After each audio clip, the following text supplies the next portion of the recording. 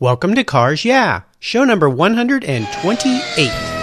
This is Cars Yeah, where you'll enjoy interviews with inspiring automotive enthusiasts.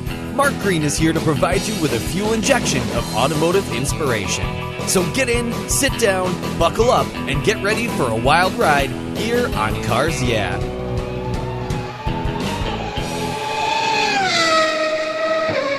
Have you turned your key and heard that dreaded tick, tick, tick, tick because of a dead battery? No worries. I've got the NOCO Genius Boost Jump Starter. This compact tool fits in your glove box and features rechargeable lithium battery technology that will start a dead battery in your car, boat, truck, or RV. It packs a whopping 12-volt, 400 amp starting power and can start up to 20 dead batteries on a single charge. Plus, it has built-in spark-proof technology with reverse polarity protection to safely jumpstart your vehicle. The compact, ergonomically designed clamps are solid copper for maximum conductivity, and there's a built-in ultra-bright dual LED flashlight with 7 modes, including an SOS emergency strobe. It's easily rechargeable with a USB outlet, and you can charge your smartphone or tablet while you're on the road. Works on any 12-volt lead-acid battery. The Genius Boost from NOCO is the ultimate emergency tool that's safe and easy to use. Quality design, state-of-the-art technology from NOCO, your battery care source since 1914. Get yours at geniuschargers.com. Hello, automotive enthusiasts. Today I'm really excited to introduce a very special guest, Dale LaFollette. Dale, are you buckled up and ready for a fun ride? I'm absolutely ready. Let's go. All right. It's great to have you here. Dale LaFollette was the track manager at the Portland International Raceway for 27 years and oversaw up to 500 events a year for IMSA races, motocross, drag racing, police training, vintage racing, and a whole lot more. He started selling racing photographs and metal sculptures through galleries while he was at the track in the 70s and 80s. And during that time, he started a mail-order catalog business titled Vintage Motorphoto. When the internet came along, he jumped on board, and he sold through his website and eBay. For over 20 years, he's been a member of the nominating committee for the Motorsports Hall of Fame. He's on the board of advisors for the World of Speed Museum that opens in Wilsonville, Oregon in April 2015. So, Dale, I've told our listeners just a little bit about you. Would you please take some time and share a little bit more about your history, your business, your interests, and of course, your passion for automobiles?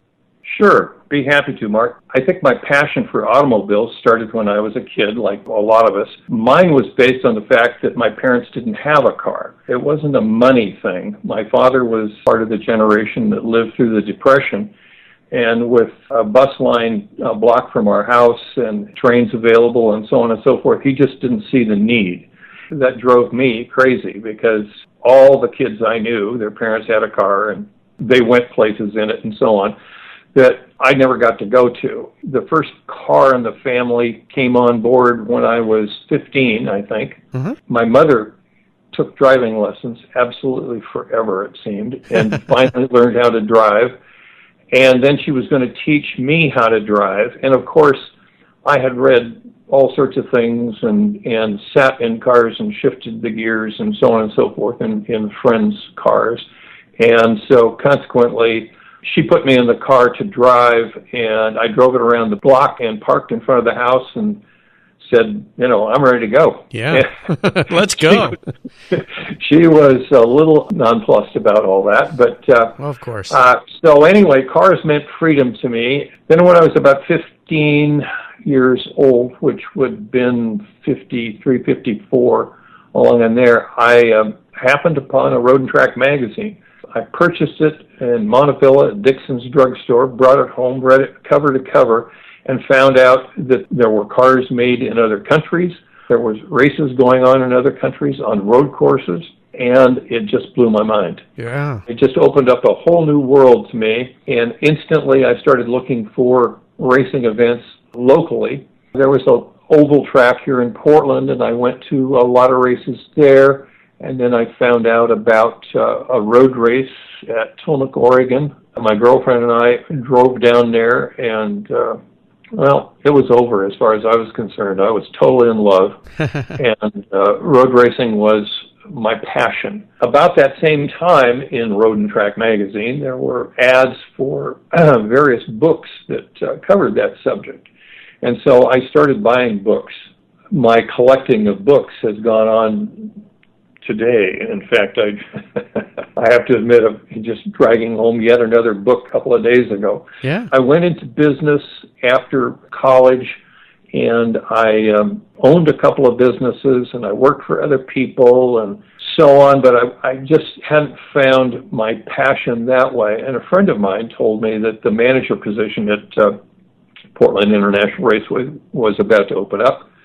I applied, and they accepted my application, made me the manager in 1973. PIR was never really built. Nobody went out there and said, well, we're going to build a racetrack, and we're going to put the building over there, and the restrooms are going to be over here, and the concession stands are going to be over here. It was basically the abandoned roads of Vanport, which was a housing development that was flooded out in 1947. So the original races were on the old roads of Vanport. First Rose Cup race was 1961, and I went out and dug post holes with the JCs, and could not believe that they were actually going to have a race half an hour from my house. First Rose Cup happened. I was there in attendance. And looking back on it, I can't believe we got away with it because it was highly dangerous. The ground around the track was not improved. There was old foundations, and it was just a horror. When I came on board in '73, some of those problems had been solved. The rest of them were mine to solve. Anyway, we built the racetrack over the years. Our first IndyCar race, a kart race, was 1984. That was a highlight of my life, I can tell you, because we spent a miserable wet winter getting the track ready in the way of concrete barriers and things like that. I don't think I ever worked so hard in my life. To see, I think the first car out in practice in '84 for our kart race was Mario Andretti. Nice. And I was in my office, and I couldn't go outside because I had tears in my eyes. It was a pretty big deal. Yeah. Anyway, we did Trans Am, IMSA, kart, motorcycle road racing, AMA, everything, vintage racing, and so on. Sure. As I approached retirement time, I thought, wow, I've been very active, very busy. I can't picture just going home.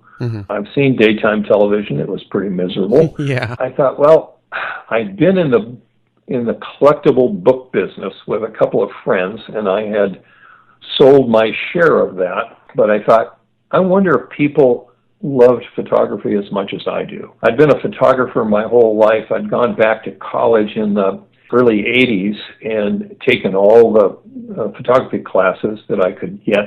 So I love photography, and I found some sources for racing photography. I started buying some, and I put a catalog together and mailed it out to a mailing list that I actually got from the book business that I'd been in. And people actually bought photographs from me. Isn't that cool when that happens? Yeah, it was. I thought, wow, this is cool. I put an ad in the classified section of Auto Week, got some response there. The problem with selling vintage images in a catalog, of course, is you only have one of them, and you put it in a catalog and somebody buys it, and then the next 10 people that want it can't get it. Right. That was frustrating as heck. My wife and I took a vacation in Scottsdale. While I was down there, I read Money Magazine, and they're telling us about the new thing that eBay had started, called an eBay store. When I got home, I signed up for an eBay store. That was 1998. So I've had an eBay store ever since. I quit making the catalog. I sell my photographs all over the world. I travel to Europe at least once a year to buy photographs. The weird part of this whole thing is most of my items are road racing from 1895 on up to 1970.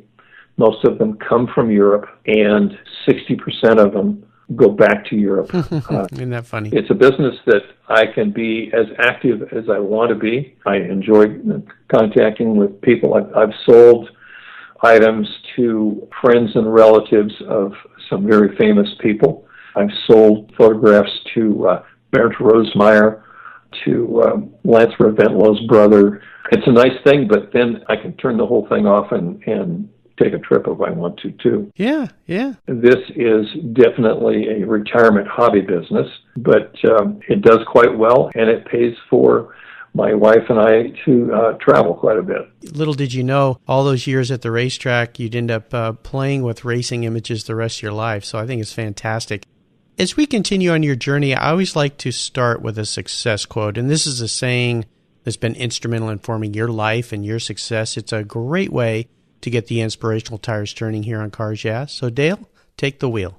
I read That Certain Sound. It's a book about John Wyer, who was the manager for Aston Martin and then the Porsche 917s and then finally the Ford GTs at Le Mans. Mm-hmm. There was a quote in there that stuck with me. At one time, I had it on my wall at the office at PIR. It supposedly comes from Hemingway, although I don't know that to be a fact. And it says, "Every damn thing is your own fault if you're any good." Now, there are some exceptions to that, obviously. But I think what it's saying is take ownership, good or bad, and then move on. Mm-hmm. Don't spend a lot of time trying to find somebody to blame for your problems. Sure. I think in America we seem to look sometimes for the fall guy. Mm-hmm. And I think what we need to really do is say, okay, we're all a part of this. Maybe I screwed up, but now we're going forward. Yeah, it's a great quote. I love that. I haven't heard that one, so that's a new one here on Cars Yeah. Wonderful. Would you tell us a story that instigated your passion for cars, a pivotal moment in your life when you really knew you were a car guy? My first car was a Morris Minor, which, looking back on it, it was wonderful. I had a great time with that car and so on. On the other hand, a used Morris Minor is a mistake, no matter how you cut it. At that time, there were not that many foreign cars around. So consequently, if you had a foreign car, you found other people that had foreign cars. And there was a lot of camaraderie. And I developed a wide relationship with other car people just because of that car. We would have parties at our house. There would be Morgans and Porsches and all sorts of things that the neighborhood had never seen before. It was just a really good group of people that I have stayed in contact with my whole life. Yeah. And I think that's kind of what inspired me to just get deeper and deeper into the subject. Well, car clubs have become a great way, and they have been for a long time, to make new friends and hang out with folks that have similar likes. And even when they're not the same marks, I found that car people are all kind of the same. They like to talk about cars no matter what. If it rolls on rubber, they love it. And it is a great way to create memories and new friends and find old friends and make friends with people you never would have met. So they're a great way to do that. Dale, what I'd love to do now is take a look at some of the roads you've driven down and crawl under the hood a bit and ask you to share a huge challenge or even a great failure that you faced in your career. But more importantly, share with us how you overcame that situation and what you learned from it. When I went to the racetrack to work, you have to understand that the racetrack itself was owned by the city of Portland. And so consequently, they had jurisdiction over what I did. And so it's very, very difficult to run a profit-making enterprise within a municipal system. Mm-hmm. It's a struggle because you're dealing with people all the time that really don't understand your goals. Sure. At a racetrack, if you have a timeline, it means something is going to happen on a specific date in the way of an event. Whether you are ready or not, it's going to happen. I had convinced a local beer company to build a tower for us, which they did, and we needed bleachers. The city had some bleachers at the facility that were basically unsafe. I tore them down and threw them away. I just would not be a party to them. Mm-hmm.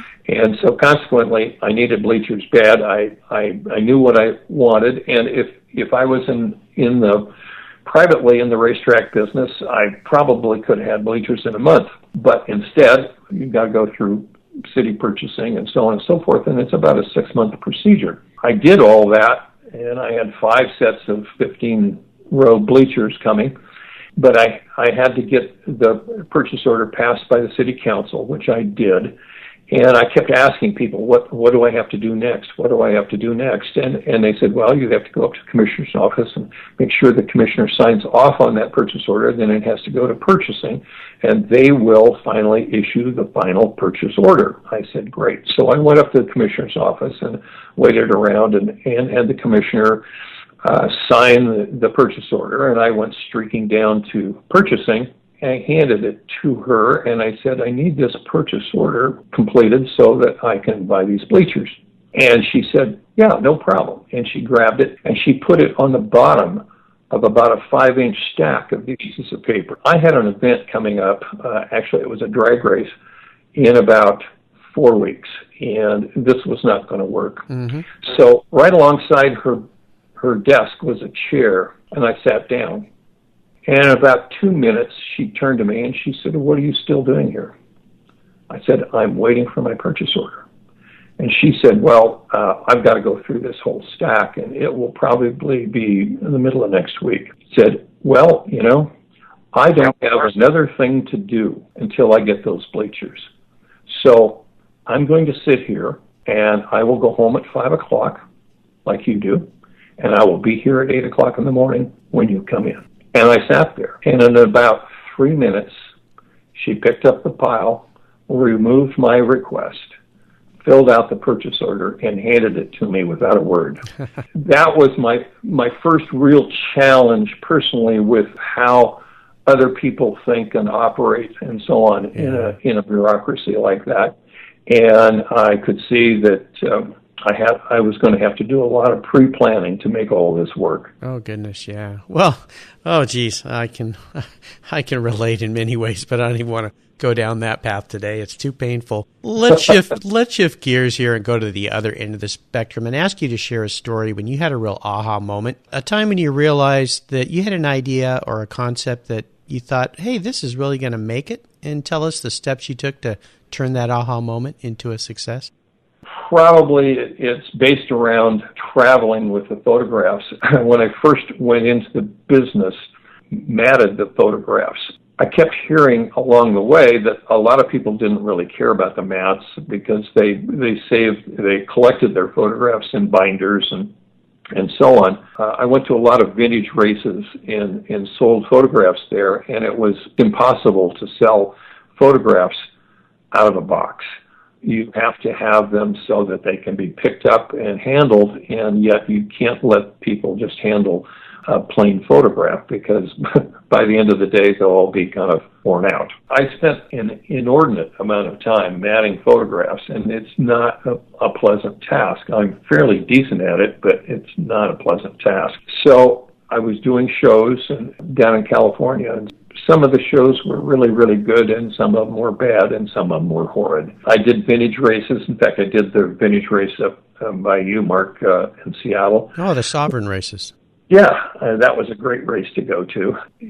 After a while, there was enough bad ones mixed in with the good ones that I thought, matting photographs takes X amount of time.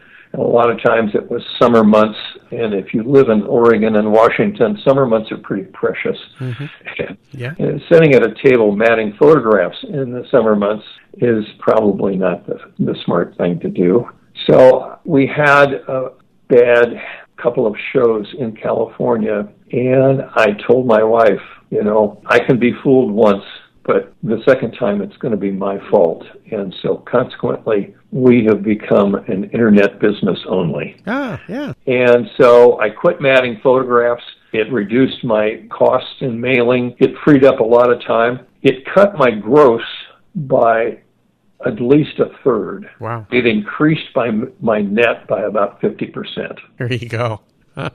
Well, it goes back to the beginning of your story. People were saying, I don't really need the mat. And so many times in business, if we just listen to our customers, they're telling us what they want and what they need. Exactly. Even when we think they need something more, sometimes they really don't. So that was what a great aha, financial aha as well. I do miss meeting the people. That was always fun because they were as enthusiastic about the subject matter as I am. Mm-hmm. I made a lot of friends that way that I really still have today and really enjoy.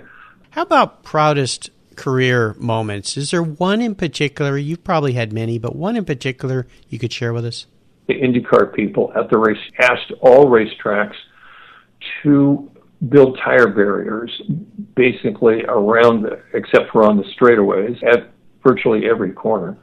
And in some instances, they wanted 2 and 3 rows of tire barriers. We've all been to racetracks where the tire barriers are kind of coming apart and the tires are kind of sloughing down, and there's all sorts of problems with tires as a barrier. If you don't cut holes in them, they retain water. And if they retain water, they grow mosquitoes. Mm-hmm. And you're inviting people to spend afternoons and evenings at your racetrack, and being swarmed by mosquitoes is not a good thing. Sure. So I was really perplexed by this. We did have tire barriers, and I'm afraid our tire barriers looked like everybody else's tire barriers. They're a little sloppy. And so I went to Silverstone in England and met with the manager there, and he showed me their tire barriers and so on. And I brought home what I learned, and they were screwing the tires together with self-tapping screws and nuts and washers. I thought, well, that's all well and good, but if you tear up a barrier in one location, you're going to have somebody out there for 45 minutes restacking tires and screwing them back together. And, during a race, especially a televised race, that isn't going to happen. Mm-hmm. So my maintenance guy and I sat down, and we designed a barrier with tires. And what we did, first off, in one side of the tire, we cut free 1-inch holes so they drain water. Mm-hmm. And then we screwed them together like they do in Europe, except we put 3 stacks up against 2 stacks and screwed all of them together. But then we took those barriers and moved them. If you can see, the ends were at an angle, and so they stacked like, not like bricks, but they overlapped. And we tied those together with strapping material. And so we could go in 15 minutes and replace a 12-foot section of barrier with a forklift and strap it down. And the best part of screwing tires together, as opposed to using strapping, is the tires are not under tension. So you can walk up to them and stick your foot into the barrier 8 or 10, 12 inches. So when it comes to things like motorcycles and so on and so forth, sometimes the motorcycle rider is not with the bike anymore. Right. And so he's going to run into that barrier with his body. And having a soft barrier like that will move because they're freestanding is very, very important. And as luck would have it, right after we developed our barriers, CART came out to look at them and approve them. Not only approved them, they shipped one bundle of our barrier to General Motors for testing. Oh, cool. And General Motors came back and said, these barrier like this could really be used on highways.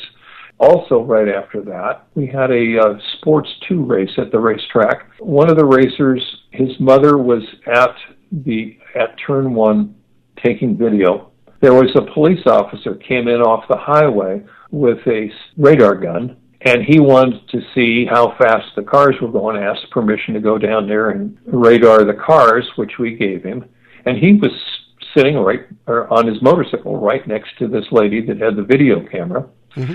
And her son came out of the last turn onto the straightaway, didn't realize that he had a leak in his hydraulic brake system, and he had pumped all the fluid out of his master cylinder. Uh-oh. He got to turn 1 at 138 miles an hour, and we had the video of it because Mom was taking the video. He got there at 138 miles an hour because that's what the policeman told me he was going. And he went straight off the racetrack. He traveled about 100 feet on grass, which obviously didn't slow him down, and he hit the barrier. Mm-hmm. The barrier moved about 10 feet, the first barrier. There was 3 barriers there, about 10 feet apart. When it was all said and done, he broke the front suspension. He crushed the front body. The crush box had a little dimple in it. It didn't even crush. He stepped out of the car, and he repaired the car and was racing it the next weekend. Very cool. We sent that video to CART. We sent it to other racetracks. And I think we were visited by about 6 other racetracks that wanted to know how we built our barriers and the technique we used and so on and so forth. And I can honestly say that I know we saved lives. That was probably one of my proudest moments. Oh, absolutely. Fantastic story. Let's have a little fun here. What was your first really special car? And could you share a memory you had with that vehicle? Yeah. The memory I have is the struggle in getting it. It was a Alfa Romeo Giulietta coupe. Mm-hmm. The gentleman that was the technical director for CART was a gentleman by the name of Kirk Russell. In my office, I had a poster for a rally, and the poster featured a painting, I believe, or a photograph of an Alfa Romeo. Kirk came in my office to talk, and he went over to that poster and was looking at it, and he tapped on it with his finger, and he said, "I've got an Alfa." I said, "Really? What kind?" He says, "A Giulietta coupe." I said, "Really? I've been looking for one of those." I said, "Where is it?" He says, "It's in my dad's garage in New Jersey." And I said, "Really?" And he said, "Yeah." I said, "Well, are you interested in selling it?" He said, "Well, I probably should." And he says, "It's kind of a part, but..." So I said, "Well, I'm interested." He says, "Well, are you going to be on the East Coast at all?" And I said, "Well, I'm going to go to Hershey. I'm going to the swap meet at Hershey." Mm-hmm. And he said, "Well, it's about 45 minutes away." And I said, "Perfect." So I went to Hershey, gathered up 2 of my buddies. One of them restores cars professionally. Mm-hmm. And I took them, and I thought, well, Tom, his name is Tom, and I thought, well, Tom is going to tell me this is a real dog, and don't bother. So we opened this garage. It hadn't been opened probably in 20 years. The car was piled full of stuff and so on, and Tom got underneath it and opened the trunk and opened the hood and so on and so forth, and looked at the doors, and he said, "This is about the driest Alfa I've seen in 20 or 30 years." And I said, "Oh God, I'm going to have to buy it." And how am I going to get it home? So I called Kirk the next day, and I said, "Okay, we got a deal," and we worked out a price, and I came home, and I told Kirk that, well, next spring I'll have it figured out by then, and I'll come get it and tow it home. Mm-hmm. A friend of mine said, "Well, I've got an old 4-wheel drive Ford Bronco, and if you're going to go back there, it tows trailers real nice, and it'd be a good car for you to use," because I didn't have anything suitable. So I said, "Well, that was really nice." And so the guy that owned the driving school at the racetrack, he said, "Well, I've got a trailer, and it's got it's an open trailer, but it's got a buffer up front so that cars don't get sandblasted and all that." So mm-hmm. He said, "You can take the trailer if you want." My assistant at the racetrack said, "Well, I'll go with you. I'll help."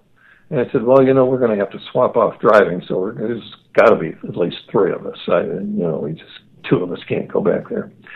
So I called a friend of mine in Alaska. You maybe heard of him, Satch Carlson. And yes, Satch didn't answer, so I said, "Satch, road trip," and hung up.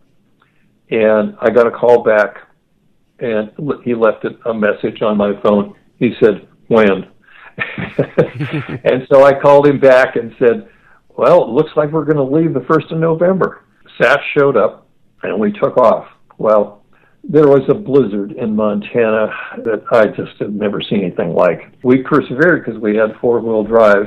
In Omaha, we had to go to a car wash and remove about 1,500 pounds of ice off the trailer because the mileage had just gone Sure. right to the toilet. And so we finally got back there. The engine was out of the car and the engine was apart, so we went around and gathered up all the parts.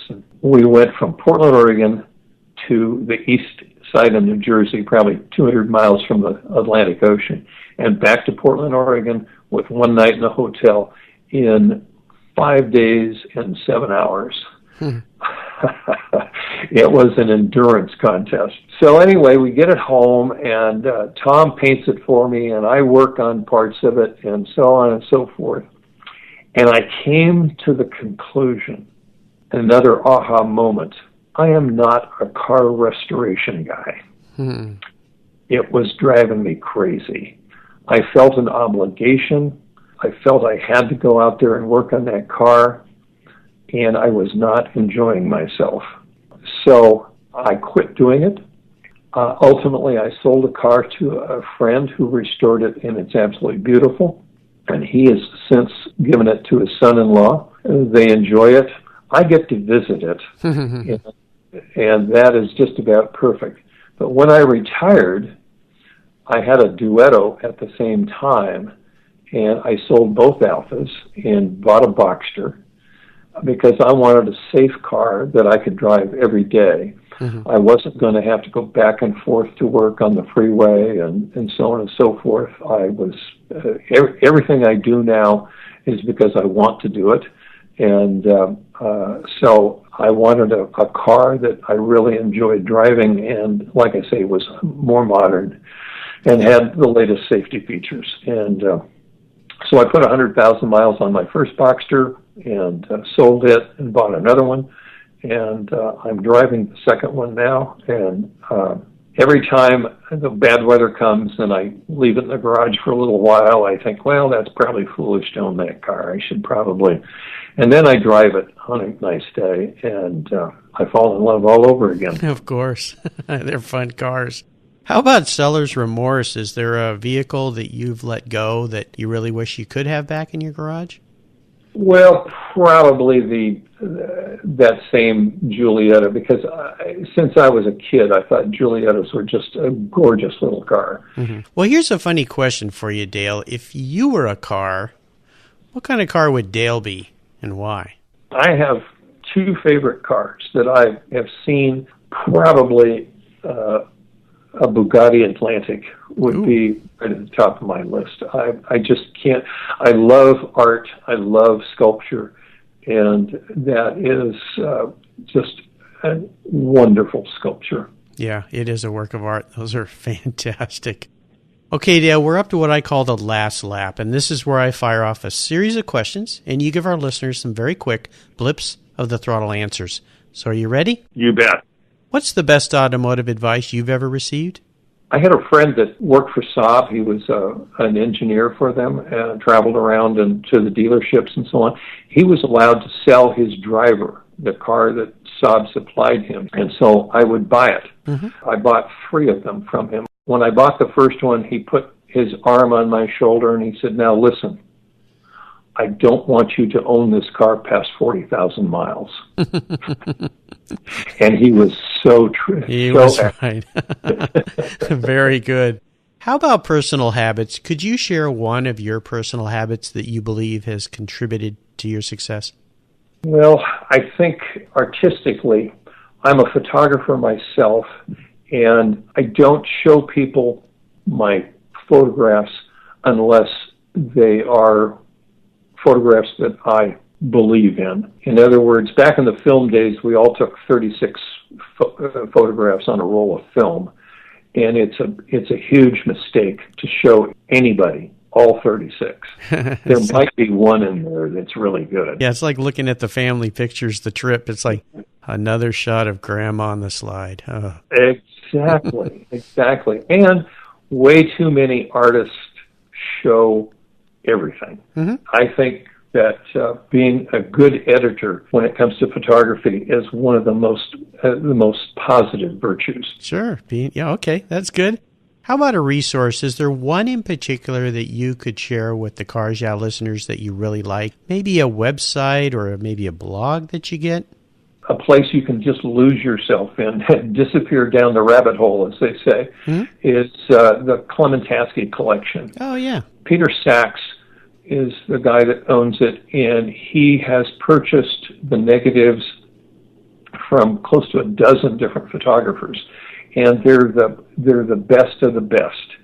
I was very privileged to know Louis Clementaski myself, and I know a couple of other people that he owns their photographs, and there's just some stunning images there. Peter will make you, as a collector, if you're not going to publish it and so on, he will make you a print very, very reasonably. You can have a genuine Clementaski on your wall, or an Edward Eves, or Yves Dubrain, or just all sorts of top-line photographers from the 30s right on up to modern times. That is a great site. I've got several of his prints as well, so it's a wonderful resource. How about books? I know you have a huge library, but if you could just share one book with our listeners, what would that be?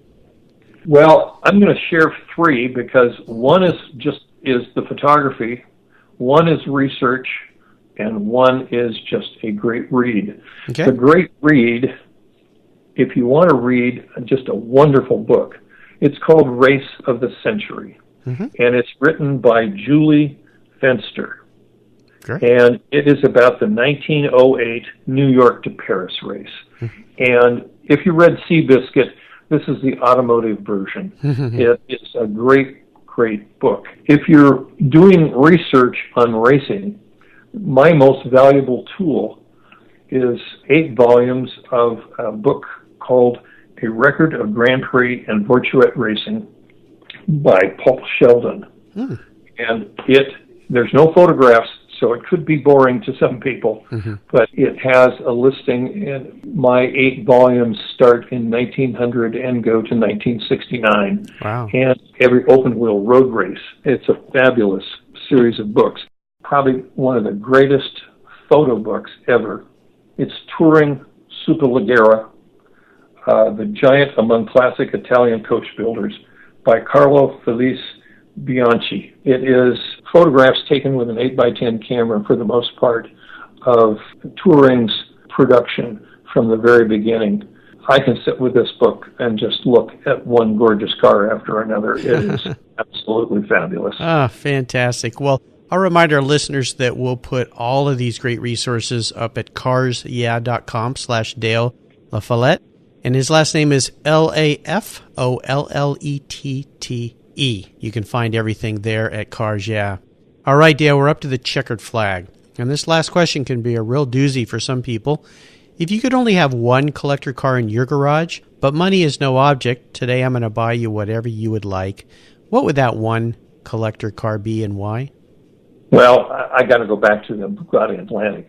And the reason I have to go back to it is you don't have to drive it to enjoy it.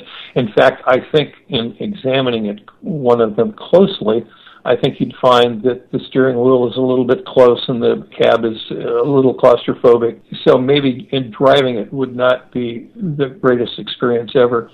But if it was in your garage, you'd spend an awful lot of time there. Yeah, I think I'd park that in my living room. Yeah, if I could get away with it, I would too. I might be able to get away with it, a car that beautiful. Yeah, that's a beautiful car. Great choice. Dale, you've taken us on a great ride, and I've really enjoyed your stories. I think we could spend hours talking cars together.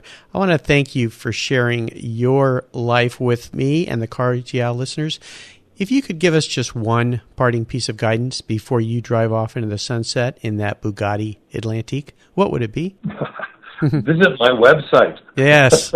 Okay. And let's let the listeners know, what is your website? VintageMotorphoto.com. Yeah, it's a great site. I spent some time on it this weekend looking through all the wonderful images. Well, listeners, again, you can find these resources and Dale's website at carsyeah.com/Dale LaFollette. You can just put Dale's name in the search bar and it'll take you right there. Dale, I want to thank you for being so generous with your time and your expertise and for sharing your experiences with our Cars Yeah listeners and with me. Until we talk again, I'll see you down the road. Okay, Mark, thank you very much. You're welcome. Thank you so much for joining us on today's ride here at Cars Yeah. Drive on over to carsyeah.com to find show notes and inspiring automotive fun. Download your free copy of Filler Up, a fun book filled with gorgeous photographs of fuel filler fun, including quotes from more inspiring automotive enthusiasts. Download your copy today, and we'll see you next time on Cars Yeah.